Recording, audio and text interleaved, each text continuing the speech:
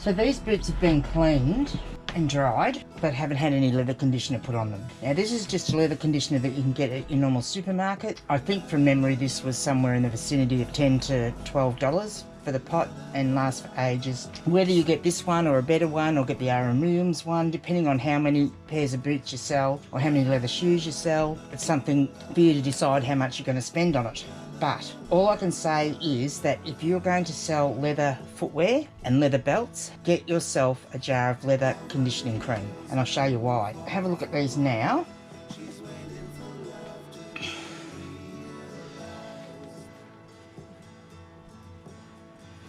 And then we will get into it with a bit of leather conditioner. The other thing is, if you have them sitting in your store for a while, so if you've listed them and they take, you know, a couple of months to sell, then depending on how much the customer has paid, all comes into it, whether it's worthwhile. But I would generally give them a quick run over with the conditioner before I send them out. And with this sort of boots, I just have a note that I've already got done up that just basically says,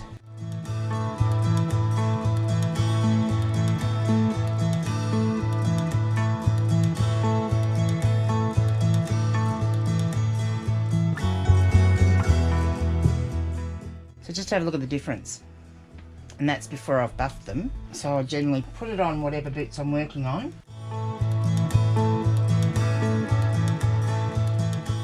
And then leave it as such, just for it to soak in.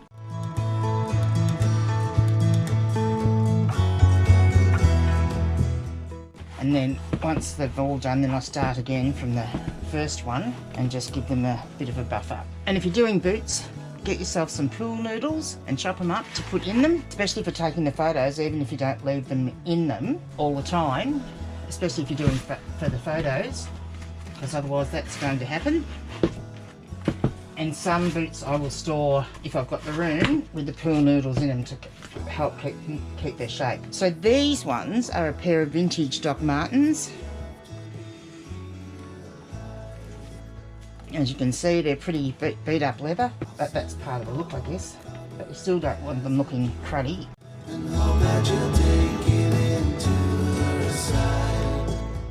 I actually rescued these boots out of a tub of water. So I don't know how many days they'd been sitting in the water, but they were in a plastic tub that had been rained on and was filled up with water. And I thought, well, I'll take them home, see what I can do with them. And yeah, once I gave them time to dry out gently and then leather conditioned them, they come up really well. Just be wary that with ones like these that are pretty beat up, that you definitely will want to keep applying the leather conditioner, because you want to try and get them in a bit better condition than what they started with if you've had to rescue them from a tub of water.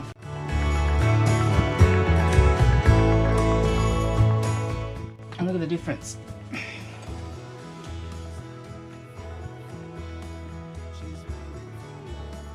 And all I'm using for my rags to do this with, I mean you can tear up an old rag anyway, but these are just sometimes when I wipe down books, they don't actually have any dirt on them.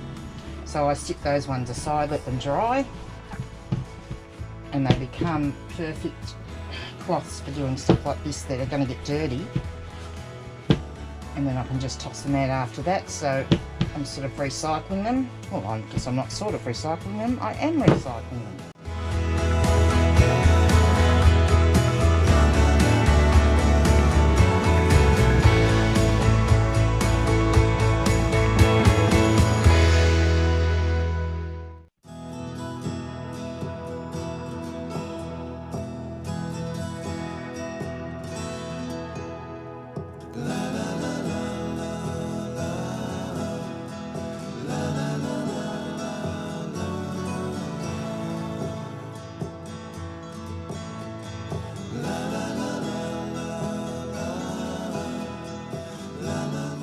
Previous owners of these boots did actually put nugget on them. You can put nugget on them if you feel you need to. I don't, because I want the buyer to know what the shoes look like. So I prefer to put leather conditioner on because it conditions the leather but doesn't hide any of the problems. I'll send her the hardcover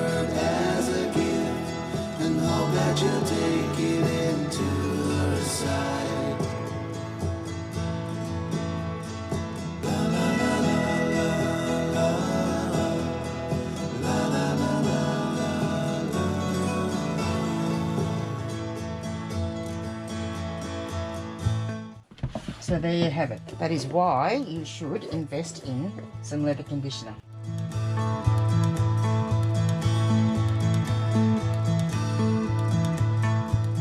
Because these shoes are, these boots are black, if you try to do close-ups on the Vivid filter with the +3 in the exposure, they'll really wash out because the main bulk of the photo is going to be black. It's all right on the longer shots like this, but if you try to do the close-up ones, so what you want to do there is change the exposure setting to at least -3, so you just go, oops, wrong way, in the opposite direction on your filter.